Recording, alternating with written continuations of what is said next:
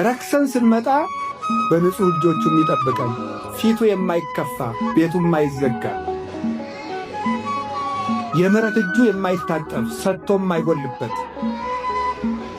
ሰው በቃኝ የማይል የማይጸየፍ እንደ ትናንት ነው የሚኖር ያለና የሚኖር እግዚአብሔር ነው። ደስ ይለኛል ይህን ሳስበው። እናንተ ደስ አይላችሁ? ስንቱ ንጉሥ አልፏል፣ ስንቱ ባለጸጋ አልፏል። እማያልፍ አባት አለን።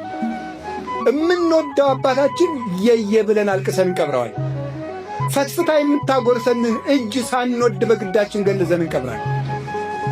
የምንወደውን ወንድማችን የየብለን እንቀብራለን። በትዝታ አስበን እናለቅሳለን።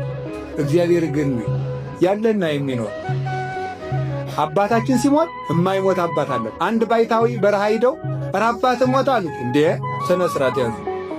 እስመ አቡየ ኢይመውት ለዓለም፣ የኔ አባት ለዘላለም አይሞትም ማለት የኔ አባት አይሞትም ያለው እግዚአብሔር ነው።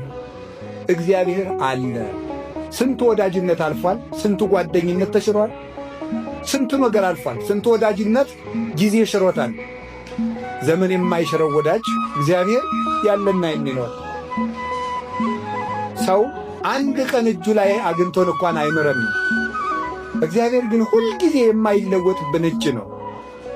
የእሱ ልጆች ስለሆን እግዚአብሔር ክብር ምስጋና ይግባው። እንዳኖሩት የሚገኝ ወዳጅ እግዚአብሔር ነው።